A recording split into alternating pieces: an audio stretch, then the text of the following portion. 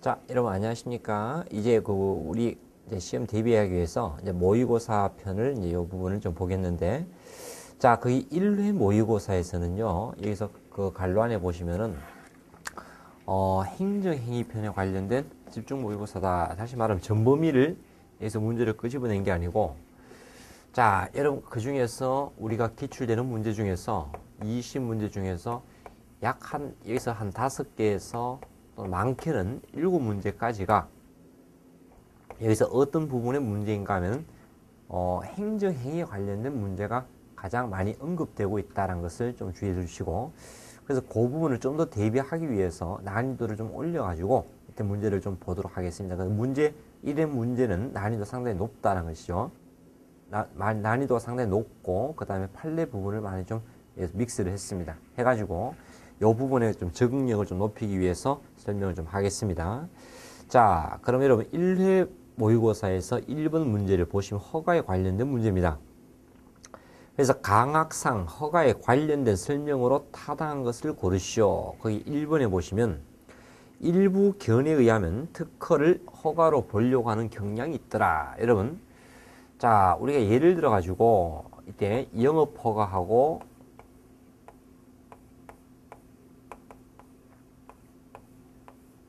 그 다음에 광업 허가하고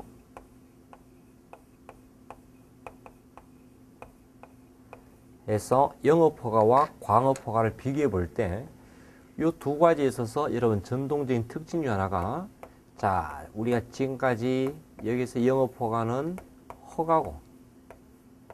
허가로서 어디에 들어갑니까? 명령적 행위고, 그 다음에 광업 허가는 특허로서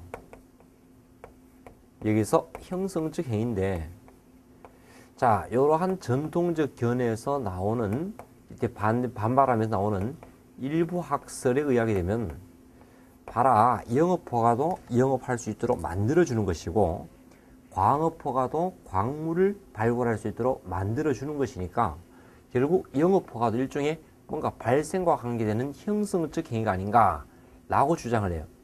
그러면 이렇게 일부 견해에 의하게 되면은, 영업허가도 상대방에게 어떤 행위를 할 수 있도록 만들어주는 것이니까 명령적 행위가 아니라 형성적 행위로 봐야 하는 것 아닌가. 자, 그렇다면 순서 이거 주의합시다. 특허를 허가로 보려고 하는 게 아니고 허가를 무엇으로 보려고 합니까? 특허로 보려고 한다는 거죠. 그럼 결국 1번 같은 경우에서는 뭐였죠? 반대로 됐습니다. 틀렸죠? 자, 그 다음에 1번에 2번 같은 경우에서 판례에 의하면 채석 허가는 대인적 허가에 해당하므로 수허가자가 뭐였죠? 허가를 받은 사람이 사망한 경우에 상속인에게 그 지위가 승계되지 아니한다 라고 되어 있습니다. 자, 여러분 여기서 요 지문의 주제는 뭐가 주제가 될 것인가? 우리가 허가는 그 기준에 따라서 크게 대인적 허가, 그리고 여러분 대물적 허가, 그리고 혼합적 허가 이렇게 나눠 볼 수 있죠.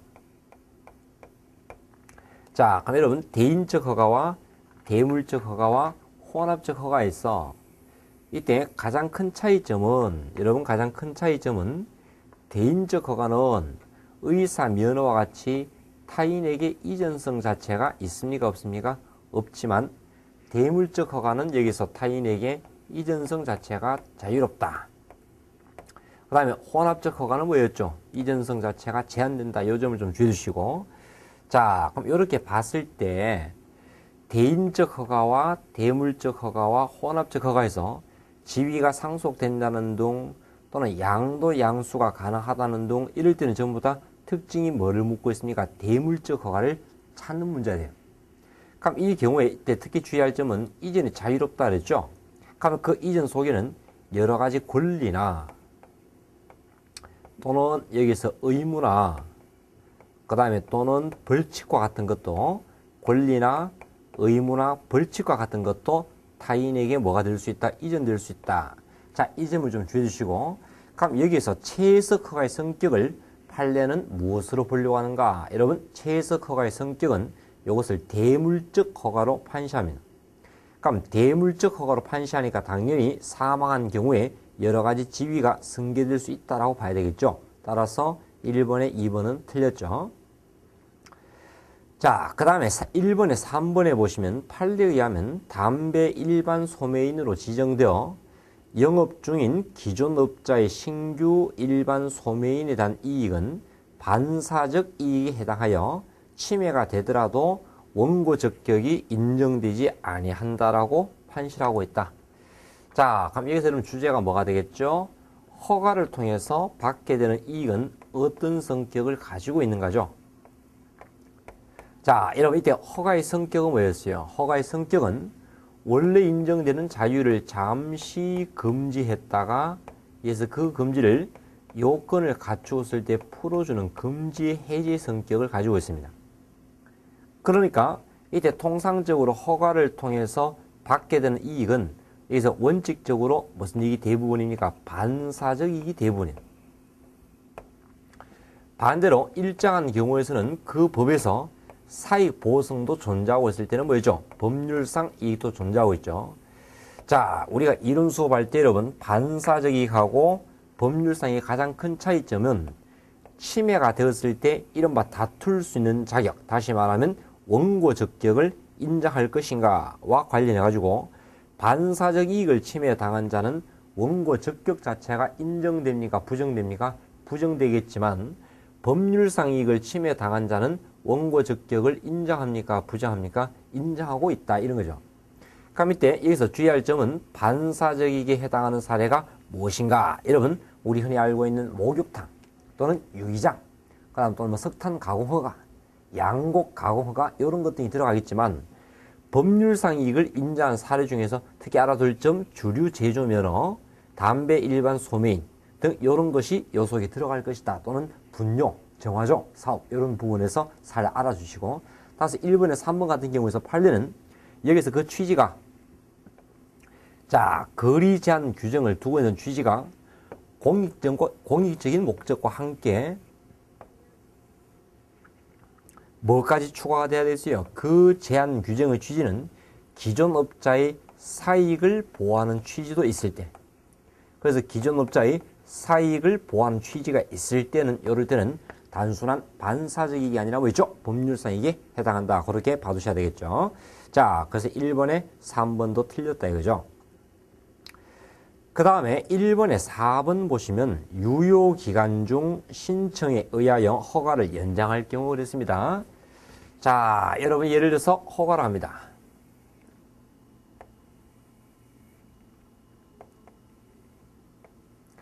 자, 이렇게 허가를 할 경우에 허가에 뭐가 설정되어 있습니까? 유효기간이 설정되어 있습니다. 그럼 유효기간이 설정됐을 때 종기가 도래하게 되면은 이것이 보통 짧은 종기가 도래할 경우에 여기서 뭐였죠? 만약 이 과정에서 다시 허가를 해달라라고 유효기간 중에 신청을 하게 되면 그래서 그 다음 단계에서 여기서 이루어지는 그 이후에 이루어지는 허가는 결국 뭐죠? 새로운 허가가 아니죠. 그럼 새로운 허가가 아니라 신규 허가가 아니라 단지 갱신 허가에 불과하다. 자, 그럼 이때 갱신 허가는 뭐였죠? 그냥 새롭게 허가를 하는 것이 아니라 종전 허가를 그대로 기간을 연장시켜주는 것에 불과하다는 거지. 그럼 이럴 경우에 즉 기존 허가의 성격을 그대로 여기서 이어받게 되는 것이야.